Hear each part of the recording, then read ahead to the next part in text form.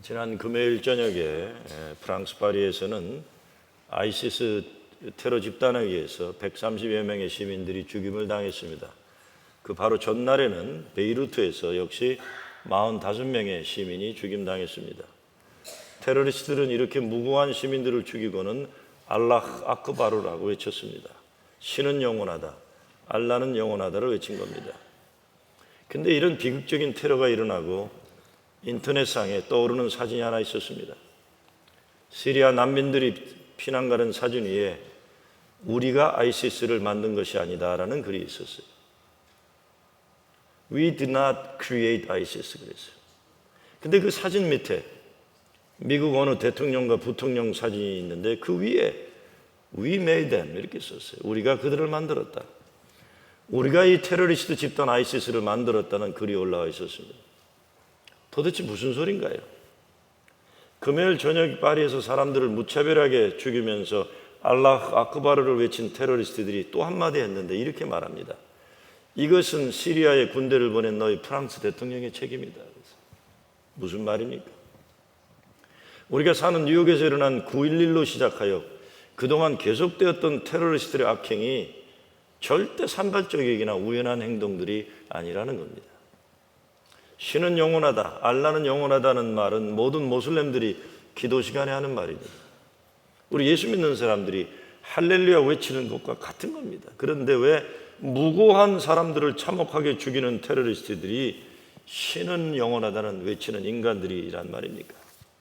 왜 시리아 난민들은 우리가 테러리스트 집단을 만들지 않았다고 하고 이락 전쟁을 시작한 미국 대통령과 부통령 사진 위에 우리가 그들을 만들었다는 글이 붙은 내용이 인터넷을 돌고 있는 겁니까?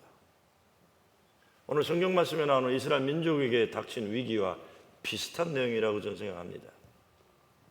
이락 전쟁을 시작할 때 세계 만방에 알린 명분은 이락에 대규모 살상 무기를 만들어내는 공장이 있다고 했었습니다. Weapons of Mass Destruction이라고 해서. 그래서 그 지역에 대규모 폭격이 있었고 전쟁이 일어났고 사담 후세인은 잡혀서 재판받아 사형당했습니다. 근데 나중에 밝혀진 것은 이락 땅에 대규모 살상 무기 공장이 없었다는 거였습니다. 오늘날 세상에 일어나는 모든 악한 일들을 어떤 대통령이나 부통령이 잘못 판단한 것 때문이라고 한다는 건 너무 단순한 논리일 겁니다. 그럼에도 불구하고 없는 대규모 폭탄 공장을 있다고 국민을 속인 당시 정보 관계자들과 그런 정보를 악용한 부통령과 국방장관 그리고 그들의 말에 속아 넘어간 대통령의 죄를 결코 작다고 할 수는 없는 겁니다. 이렇게 시작한 전쟁이 아프가니스탄 전쟁으로 이어졌고 계속되는 테러 그리고 결국 시리아 내분으로 인해 수백만의 시리아 난민의 비극적인 현실을 오늘 가지고 왔습니다. 문제는 이 시대 가장 악마적인 살생을 계속하는 테러 집단들이 알라는 영원하다라고 외치며 자기들이 하는 일이 신앙을 지키는 영적 전쟁이라고 생각하는 비극입니다. 자기들이 하는 일은 신이 명하신 일이라고 생각하는 인간들과는 정치적으로 외교적으로 문제를 해결할 수 없는 겁니다. 앞으로 우리가 살아갈 시대, 우리 후손들이 우리보다 더 오래 살아갈 이 시대 가장 큰 문제가 이 비극적인 테러와의 전쟁 이것이라고 생각합니다. 오늘 본문의 이야기가 이런 문제로 동족 간 전쟁이 일어날 위험이 있었다는 걸 보여주고 있습니다. 여호수아 21장 마지막 절 45절에 보면 여호와께서 이스라엘 족속에게 말씀하신 선한 말씀이 하나도 남음이 없이 다 응하였더라고 했어요. 이스라엘이 땅 분배를 아주 성공적으로 마쳤다. 이와 같은 결론이 나왔다는 것은 지난 모든 날의 고생과 고난, 고통, 노예 400여 년, 광야 40년, 가나안 전투 7년이라는 오랜 세월에 담겨있는 그 모든 것들이 이제 하나님의 뜻 안에서 다 이루어졌다는 승리의 고백입니다.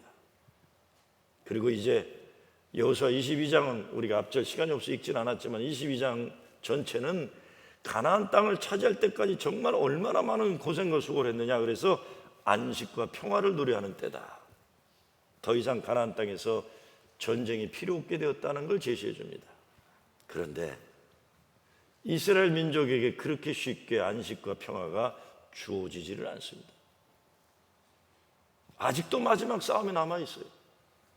근데 이제부터 싸워갈 싸움은 어쩌면 이전에 싸워야 했던 적군들과 전쟁보다 더 어려운 싸움이 되는 겁니다. 왜? 동족 간의 전쟁의 가능성이. 나 자신과의 싸워야 되는 그 전쟁, 이 위험이 앞서고 있는 거예요. 저는 여호수아를 보면서 우리 민족의 독립운동을 한번 생각해 봤습니다. 일본 제국주의 정예군대와 싸우기에 남들이 보면 바위를 깨는 계란과 같이 연약해 보이지만 독립군대 김좌진 장군이나 또 우리 이민공동체 미국을 생각해 보면 박영만 선생님 같은 분들이 군사학교를 만들어가지고 전쟁을 한 분들이 계시고, 김구 선생님과 같은 어른은 임시정부를 세워가지고 독립운동을 지휘하셨고, 이승만 박사 같은 분은 미국에서 외교와 정치운동을 참여했고, 도산 안창원 선생님은 교육운동에 역점을 뒀어요. 어떻게 보면은 광야에서는 김구 선생님 같은 리더가 필요했고, 가나안 전투에서는 김좌진 장군이나 박영만 선생님 같은 리더가 필요했다면, 이제 가나안 정착의 시대에는 도산 안창원 선생님과 같은 민족 정신을 바르게 세우려는 분이나 싫어할 논란이 있는 내용이 될 수 있어 곤란한 분들이 계실지 모르지만 이승만 박사 같은 정치외교에 능한 지도자가 필요하다, 저는 생각해 봅니다. 지도자들마다 다 약점이 있고 역사의 착오가 있어요. 아주 구급파들은 한국에 요즘 말도 안 되는 소리로 김구 선생님을 빨갱이라고 모는 이상한 사람들도 있더라고요. 참 무식한 사람들이 용감하다는 건데, 그런가 하면 이승만 대통령에 대해서는 평가가 여러 가지로 갈라지는 게 사실입니다. 다 지도자들마다 약점이 있고 역사의 착오가 있어요. 그럼에도 불구하고 저는 각자가 가진 역사에 기여한 역할이 있었다는 걸 부인해서는 안 된다고 생각합니다. 여하튼 가나안 정착 마지막 작업은 바른 정치와 교육의 중요성이 대두되는 것이라고 생각해 봅니다. 외부 적군과의 싸움이 아니라 동족끼리의 성숙한 정치 역량이 키워져야 하고 민족 정신을 세우는 교육이 중요했던 것입니다. 우리 민족의 비극을 생각해 봐도 어쩌면 일제치하에서의 고난보다도 동족끼리 죽고 죽이는 동족 상잔의 전쟁이 더 큰 비극이었어요. 외적과 싸울 때는 동족끼리 단결이 되었습니다. 그런데 동족끼리 싸우게 되면 신뢰가 깨어지고 자손들과 원한이 맺히고 풀기 어려워진 겁니다. 여러분, 아무리 의견이 달라도 김구 선생, 안창원 선생님, 이승만 대통령 다 하나로 돼서 독립운동 했던 거예요. 근데 해방이 되고 어떻게 됩니까? 민족주의자들이 친일파들에 의해서 옛날 일정에 앞잡이던 사람들에게 고문당하는 비극이 있었던 거예요. 그리고 전쟁이 일어난 거예요. 이스라엘 민족은 이런 비극적인 동족상잔의 전쟁의 가능성이 있었다는 것을 오늘 성경 말씀에서 후손 대대에게 경각심을 불러일으키고 있는 겁니다. 가나안 땅의 전쟁이 다 끝나면서 루벤 지파, 갓 지파, 므낫세의 반 지파가 다시 요단강 건너 동쪽 땅으로 돌아가야 했습니다. 전쟁이 다 끝나고 이 세 지파는 소수지만 요단강을 건너가야 됐어요. 거꾸로. 나머지 9지파 주류 세력들은 요단강 서쪽에 자리 잡게 되는 겁니다. 그러니 앞으로 이 민족의 미래가 어떻게 전개되겠습니까? 시간이 지나면서 서쪽에 자리 잡은 가나안 땅에 정착한 주류 9지파들은 요단강 동쪽에 정착해 있는 다른 소수 지파들을 점점 잊어버리게 되는 문제가 생기는 겁니다. 그것만이 아니죠. 므낫세 지파는 반은 요단강 서쪽에, 반은 요단강 동쪽에 나누어서 정착하게 되면 같은 가족이 강물을 사이에 두고 영원한 이상간적으로 구축되는 비극의 미래가 열리게 되는 겁니다. 그렇게 오랜 세월 광야 생활 시키시고 7년 긴 세월 전쟁을 치르게 하시고 이제 모든 새 역사를 열어가야 되는 이때에 왜 이렇게 요단강을 사이에 두고 민족이 갈라져 살게 만드셨는지 하나님의 뜻하심을 이해하기 어려운 겁니다. 오늘 여호수아 22장 시작 부분을 보면 여호수아가 요단강 동쪽으로 건너갈 지파들에게 크게 칭찬을 해요. 3절에 보면 이스라엘 다른 민족들과 하나가 되어서 동족의 일원으로서 선봉에 서서 전투에 나섰다. 충성심을 높이 칭찬하고 내보내는 겁니다. 그런데 이런 기쁜 새로운 역사에 문제가 터진 겁니다. 요단강 동쪽으로 돌아가면서 그들은 역사적 기념비를 세우고 싶었어요. 왜? 요단강 서쪽에는 하나님이 이기게 하신 역사적 기념비들이 많은데 요단강 동쪽에는 하나도 없는 거예요. 그러니까 한번 멋있게 중요한 일을 하자. 하나님이 승리하게 하신 그 기적의 역사를 우리도 한번 기념비를 세우자. 이렇게 된 겁니다. 이 감격적인 새로운 시작. 그래서 기념비를 세우면서 요단강 가나안 땅 끝자락에 어마어마한 단을 세웠어요. 10절 말씀에 보면 영어로 보면 imposing altar라고 되어 있어요. imposing. 거창하게 보는 사람들이 부담스러울 만한 단을 쌓았다. 이런 겁니다.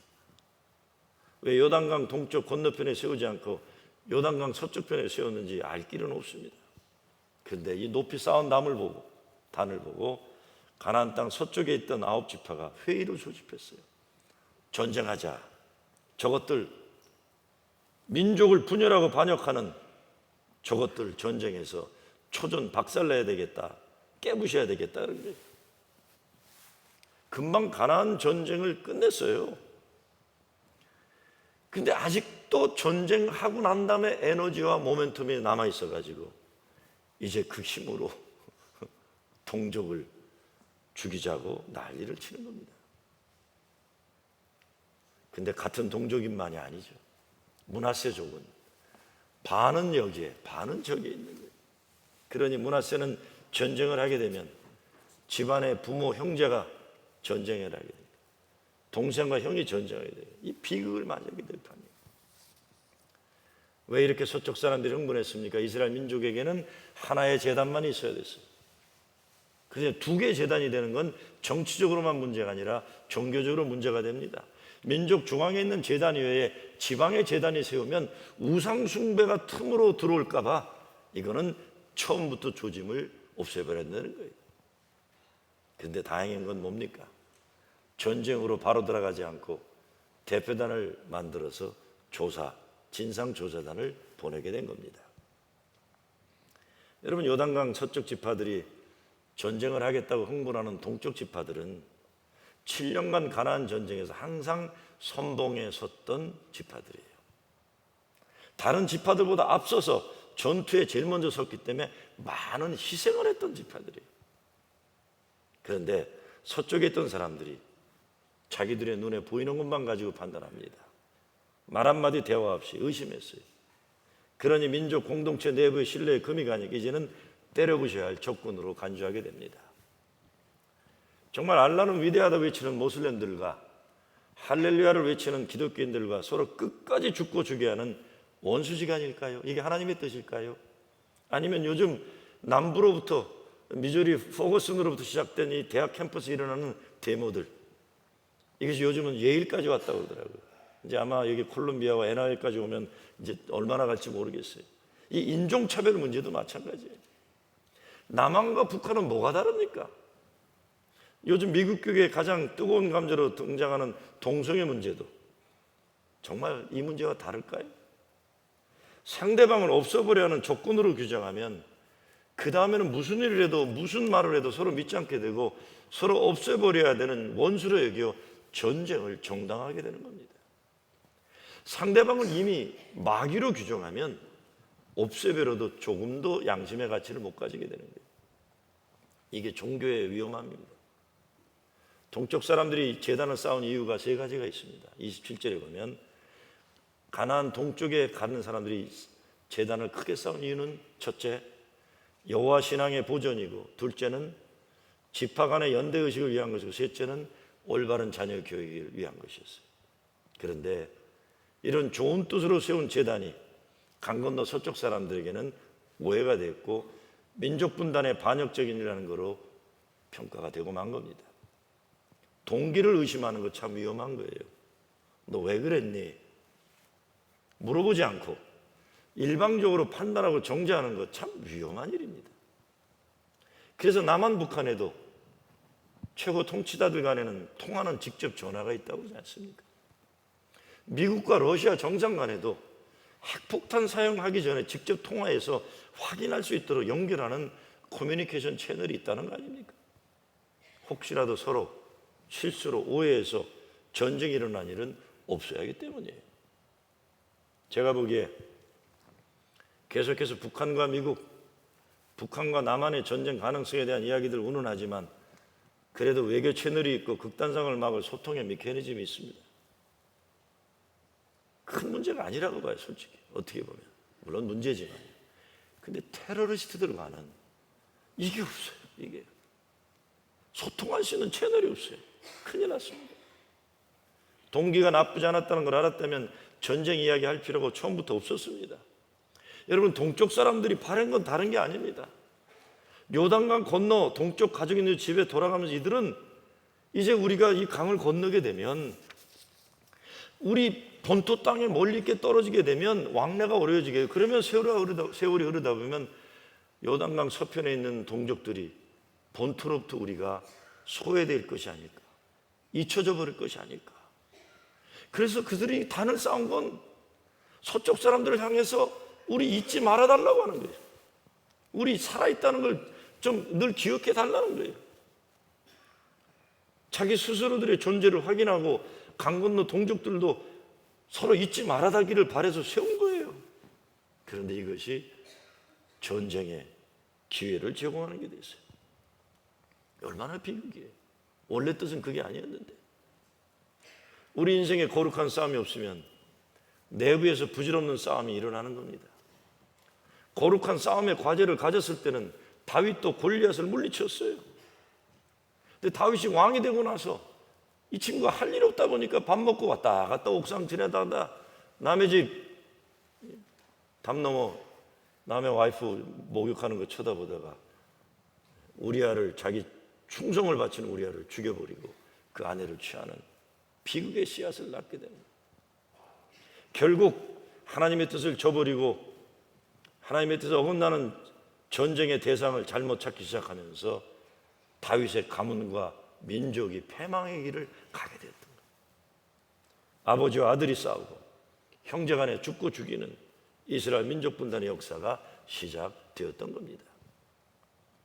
오늘 이 사건은 창립 40년 역사를 뒤로하고 새로운 역사를 향해 나가려는 우리 교회도 중요한 가르침을 줍니다. 건강한 사람들, 에너지가 남아있는 사람들은 싸움의 과제가 항상 필요합니다. 그런데 이것이 거룩한 싸움이 되지 않으면 헛된 싸움을 하게 되는 위험이 있다는 겁니다. 여러분, 우리는 거룩한 싸움의 과제를 가져요. 그렇지 않으면 헛되고 부질없는 싸움으로 인생 낭비하고 교회 에너지를 소모하게 되는 겁니다.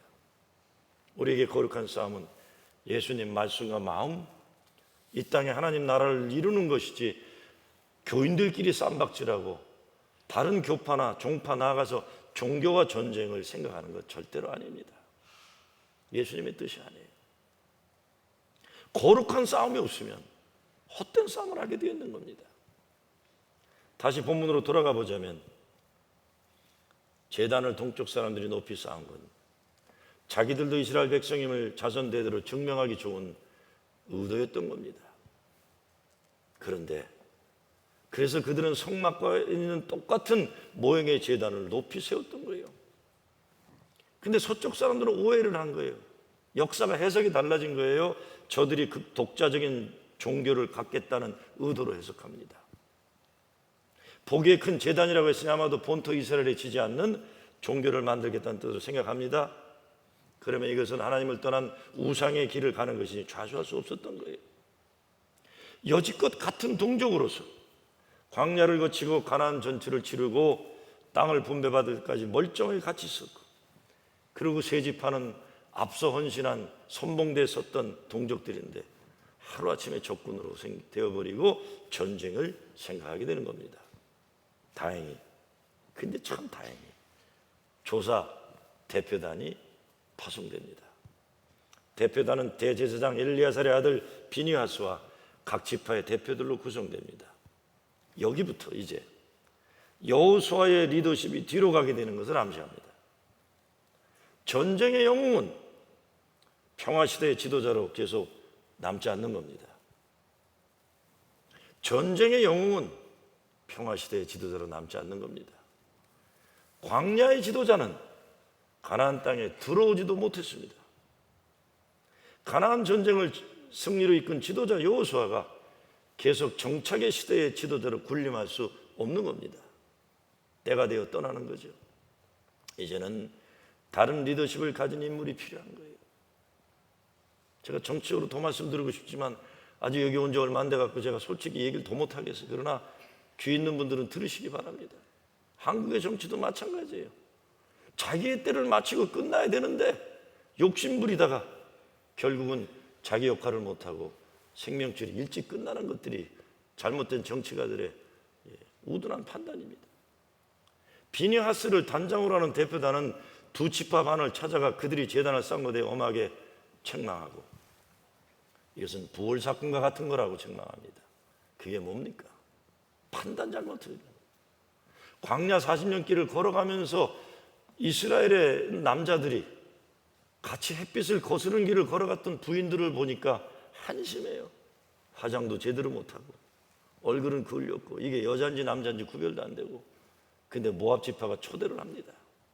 거기 남자들이 놀러 갔는데 매일 화장하고 목욕탕 다니는 여자들을 만나갖고 죄를 저질렀어요. 그래서 24,000명이 연병으로 죽게 됩니다.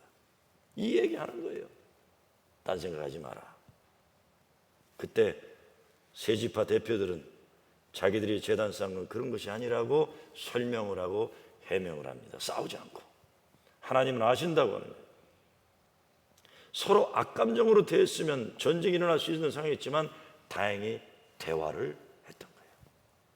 이제부터 전쟁 잘하는 지도자가 아니라 대화를 하고 협상을 잘하는, 정치를 잘하는, 경제 발전의 미래를 열어가는 지도자가 필요한 시대가 되었다는 걸 암시하고 있는 겁니다. 여호수아는 미국 육사에 장한 장군으로 동상이 있다는 말을 들었어요. 전쟁 잘하는 사람이 이제 지도자가 되는 세상이 아니라는 겁니다. 대화를 잘하는 사람이 지도자가 되어야 된다. 우리가 어려운 일이 있을 때, 억울한 일이 있을 때 감정과 혈기로 대응하면 일이 해결되지 않습니다. 실제로 사사시대에 베냐민 지파 남자들이 레위 지파 여자를 하나 욕보이고 죽게 만든 일이 있었어요. 그때 전체 지파에서 조사단을 파견해서 베냐민 지파 만나려고 했더니 베냐민 지파가 거부합니다. 전쟁 불사하겠다. 그래서 전쟁이 일어납니다. 베냐민 지파가 동족인데 결국 6만 5천 명이 죽었어요. 그로 인해서 베냐민파는 종족이 말살될 수 있는 위험까지 이르게 됐던 거예요. 대화를 했어야 되는데 감정으로 했다가 6만 5천 명이 죽어버린 겁니다. 가정에서도 부부간에도 부모와 자녀 사이에도 커뮤니케이션 잘 중요합니다. 행복한 가정이 되고 교회가 되려면 서로 이야기를 잘 듣는 훈련이 필요해요. 내 뜻 내 생각만 고집하면 안 되고 나와 생각이 다르고 문화가 다른 사람들의 생각을 들어보는 훈련이 필요하고, 오히려 다르다는 것 때문에 차이점이 있기 때문에 서로가 아름답다는 존중하는 문화가 형성되어야만 합니다. 즉각적으로 반응하지 말고 상대방의 동기를 확인하는 작업이 필요해요. 무슨 일이 일어나면 정지하고 비난하기 전에 왜 그랬니 너? 내가 모르는 무슨 일이 있었니?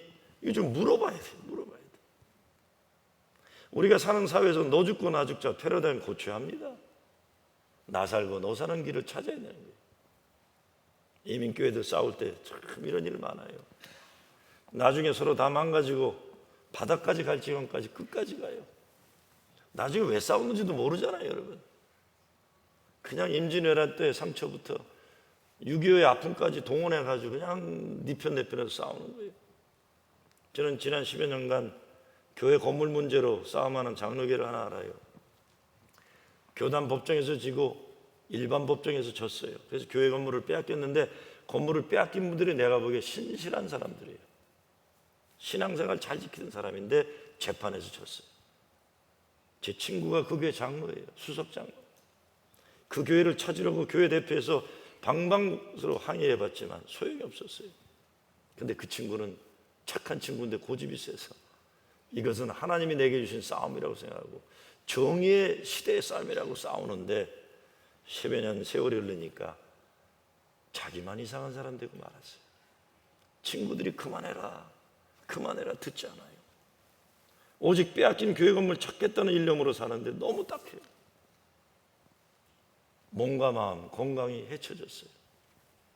그렇다고 교회 건물을 차지한 다른 사람들이 성자가 되었냐? 그렇지 않습니다. 하나님이 악한 방법으로 건물을 빼앗은 그 교회 복 주지 않으셨어요.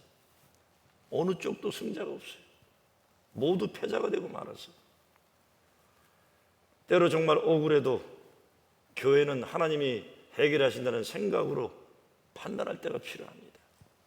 특별히 교회를.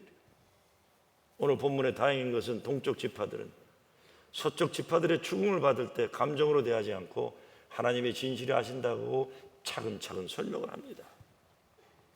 그랬더니 그 설명을 대표단이 받아들이고 오늘 33절에 가면 그 보고를 9지파 대표들에게 백성에게 발표하니까 33절에 그 자손들이 매우 기뻐하며 다시는 그들과 싸우자는 말을 하지 않았다고 기록했습니다. 왜 이런 기록을 성경에 남겼을까요? 작은 일 하나로 하나님의 역사를 거듭되게 하는, 하나님의 뜻을 무효하는 그런 실수하지 말라는 겁니다. 작은 일로 인생을 살아가는 데 있어 사물과 사건과 사람을 어떻게 해석하느냐 대단히 중요합니다. 루벤 지파와 갓 지파와 므낫 지파는 요단강을 사이에 두고 본토와 분리되는 것이 소외와 분리의 역사라고 잘못 생각했어요. 잘 생각해 보세요, 여러분. 왜 하나님이 여호수아가 모세 때에 명령한 거예요? 9지파는 요단강 서쪽에, 3지파는 요단강 동쪽에 세웠겠습니까? 사람들의 눈으로 볼 때는 분리와 소외의 개념으로 볼 수 있지만 하나님의 역사를 본다면 이스라엘 민족을 한 지역에만 가둬두는 것이 아니라 서쪽으로 나가고 동쪽으로 나가고 세계를 향해 뻗쳐나갈 수 있는 기회를 허락하신 거예요. 하나님의 이런 기회를 사람의 제한된 눈으로 판단하고 이것을 문제로 삼은 겁니다. 하나님은 그 백성을 요단강 서쪽으로만 국한두지 않고 다시금 동쪽까지도 나갈 수 있도록 길을 열어주신 건데 사람들은 그 뜻을 판단하지 못한 겁니다. 그리고 큰 문제가 있으면 여호수아를 찾아왔어야 돼요. 지도자를 찾아왔어야 돼요. 우리 이런 문제가 있다, 이런 걱정이 있다. 그러면 민족이 서로 의논해가지고 그래, 그런 문제 이렇게 풀자. 그 서로 셀레브레이트하고 서로 축복해주면서 미래를 열어갈 수 있었는데 자기들 스스로 판단하다가 역사의 큰 오점을 남기게 된 겁니다.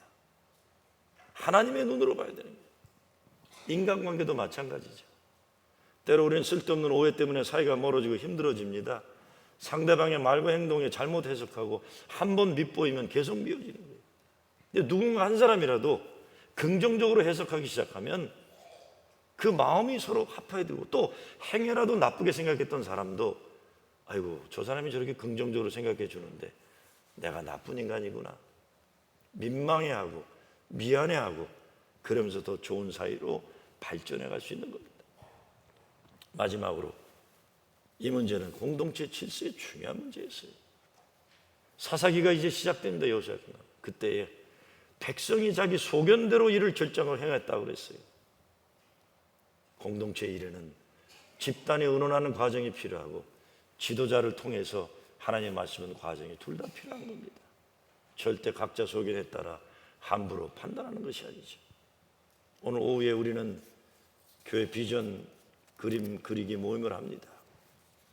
어린아이들로부터 어른에 이르기까지 모든 교회 공동체에서 하나님의 꿈과 비전을 그리는 시작을 하려고 합니다. 이 모임에는 어느 누구도 남보다 더 많이 말하는 걸 허락하지 않는 모임입니다. 이 모임에는 누구 한 사람이 일방적으로 자기 주장할 수 있는 모임이 아닙니다. 나이가 어리건 나이가 많건 교회 직분이 높건 낮건 아무 상관이 없어요. 누구나 공평하게 자기 이야기를 솔직하게 할 수 있는 그 모임이 될 겁니다. 하나님의 비전으로 일어나는 교회가 될 때 거룩한 믿음의 영적 전쟁에 쓰임받는 교회가 될 겁니다. 그렇지 않으면 헛되고 부질없는 싸움으로 세월을 낭비하게 되고 교회는 하나님의 뜻을 저버리게 될 겁니다. 하나님의 거룩한 꿈을 가슴에 담고 살아갈 때에 세상 작고 큰 헛되고 부질없는 일로 우린 바쁘지 않을 겁니다. 하나님의 거룩한 꿈으로 더욱 사랑하는 일, 더욱 아름다운 일, 경건하고 거룩한 일을 위해서 여러분의 최고 최선 생명을 바치는 여러분 되시길 주의 이름으로 축원합니다.